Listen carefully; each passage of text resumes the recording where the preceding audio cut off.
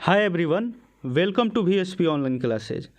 आज 10 जुलाई है और आज के डेट से हमारे एग्ज़ाम पॉइंट ऑफ व्यू से जितने भी इम्पोर्टेंट करेंट अफेयर्स के क्वेश्चन बन सकते हैं उनको इस वीडियो में शामिल किया गया है। इस वीडियो में जो क्वेश्चन का लैंग्वेज होगा वो हिंदी और इंग्लिश दोनों में होगा, बट जो एक्सप्लेनेशन होगी वो हिंदी में होगी। तो चलिए फर्स्ट क्वेश्चन देखते हैं। हाल ही में किस देश ने डिजिटल हार्ट का शुभारंभ किया है?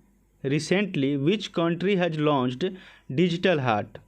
ऑप्शंस हैं पाकिस्तान, भारत, बांग्लादेश, चीन। इसका सही आंसर है ऑप्शन सी, बांग्लादेश।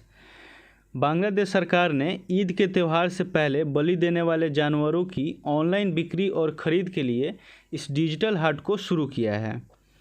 कोरोना महामारी के दौरान मवेशी किसानों और व्यापारियों को वित्तीय नुकसान से बचाने के लिए और देश में संक्रमण के आगे प्रसार को रोकने के लिए भी यह पहल शुरू की गई है। सेकंड क्वेश्चन है, फिल्म शोले में शोरमा भोपाली का किरदार करने वाले अभिनेता का हाल ही में निधन हुआ है। उनका नाम क्या है? The actor who played shawarma Bhopali character in the film Sholay has died recently. What is his name? Options हैं वेणुगोपाल, जगदीप, आजम खान, शिव कुमार। इसका सही आंसर है ऑप्शन बी, जगदीप।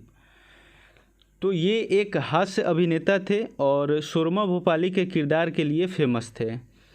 इन्होंने बहुत सारी फिल्मों में काम किया है और एक फिल्म अंदाज अपना अपना में इन्होंने सलमान खान के पिता का रोल भी किया है। इनका असली नाम सैयद इश्तियाक अहमद जाफरी था।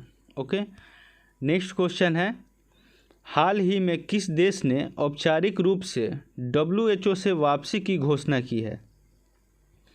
Recently which country formally announced withdrawal from WHO? Options हैं अमेरिका, ऑस्ट्रेलिया, ईरान, फ्रांस। इसका सही आंसर है ऑप्शन ए, अमेरिका। अमेरिका ने WHO से वापसी की घोषणा की है। अमेरिका ने WHO पर चीन के साथ जो कोरोना वायरस के प्रकोप था उस पर पक्षपात का आरोप लगाया है।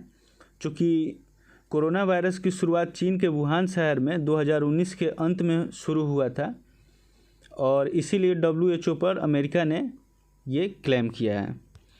नेक्स्ट क्वेश्चन है, कोविड-19 महामारी के कारण 117 दिन के अंतराल के बाद पहला अंतर्राष्ट्रीय क्रिकेट मैच किनके बीच खेला गया? The first international cricket match was played after a gap of 117 days due to COVID-19 epidemic. Options हैं Australia New Zealand, New Zealand England, England Australia, England West Indies. तो इसका सही आंसर है ऑप्शन डी, इंग्लैंड और West Indies. तो England और West Indies के बीच 3 टेस्ट मैचों की श्रृंखला का पहला क्रिकेट मैच 8 जुलाई 2020 को लंदन के एजेस बाउल में खेला गया और यह मैच लगभग 117 दिन के अंतराल के बाद पहला अंतर्राष्ट्रीय क्रिकेट मैच खेला गया है। ये कोविड-19 के दौरान जो लॉकडाउन हुआ था उसके बाद ये 117 दिन के गैप के बाद पहला मैच खेला गया है। हाल ही में दक्षिण पूर्व एशिया के किन देशों ने अपने यहाँ खसरा और रूबेला के खत्म होने की सूचना दी है? Recently which countries of south east Asia have reported the end of their measles and rubella cases? Options हैं श्रीलंका, मालदीव, ए और बी, उपरोक्त सभी। इसका सही आंसर है ऑप्शन सी, ए और बी, यानी श्रीलंका और मालदीव। तो श्रीलंका और मालदीव ने अपने यहाँ खसरा और रूबेला के ख़त्म होने की सूचना दी है और इन्होंने ये जो 2023 का टारगेट था उसके पहले ही पूरा किया है। एक देश को खसरा और रूबेला मुक्त तब घोषित किया जाता है जब उस देश में 3 साल से अधिक समय में इसके कोई भी केसेज नहीं मिले हों। ओके, नेक्स्ट क्वेश्चन है, किस राज्य ने सेल्फ स्कैन ऐप को लॉन्च किया है? Which state has launched the self scan app? Options हैं महाराष्ट्र, गुजरात, असम, पश्चिम बंगाल। इसका सही आंसर है ऑप्शन डी, पश्चिम बंगाल। तो पश्चिम बंगाल की मुख्यमंत्री ममता बनर्जी ने इस मोबाइल एप्लीकेशन को लॉन्च किया है, जिसे राज्य के सूचना प्रौद्योगिकी विभाग द्वारा विकसित किया गया है। यह डॉक्यूमेंट्स को स्कैन करेगा। ओके, नेक्स्ट क्वेश्चन है, किस तितली को भारत का सबसे बड़ा तितली कहा गया है? Which butterfly has been called India's largest butterfly? Options हैं योनम तितली, यापथीमा रजोई, गोल्डन बर्डविंग, ब्लू मॉर्मॉन तितली। तो इसका सही आंसर है option C, golden birdwing. So golden birdwing नाम का एक हिमालय तितली को भारत का सबसे बड़ा तितली नाम दिया गया है। यह उत्तराखंड के पिथौरागढ़ जिले में पाई गई है। इसके पंख जो हैं वो लगभग 194 मिलीमीटर के आकार के हैं। नेक्स्ट क्वेश्चन है, भारतीय रेलवे ने कब तक खुद को नेट जीरो कार्बन उत्सर्जन परिवहन नेटवर्क में बदलने का निर्णय लिया है? How long has Indian Railways decided to convert itself into a net zero carbon emission transport network? Options हैं 2025, 2027, 2030, 2033।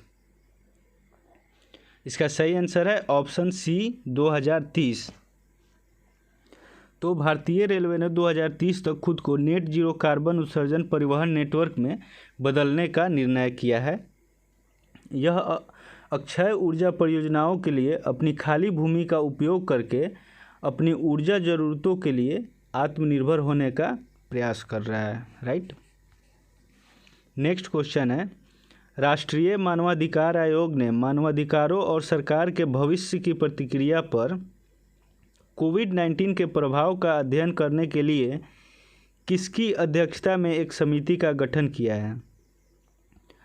The national human rights commission has constituted a committee under whose chairmanship to study the impact of COVID-19 on the future response of human rights and government.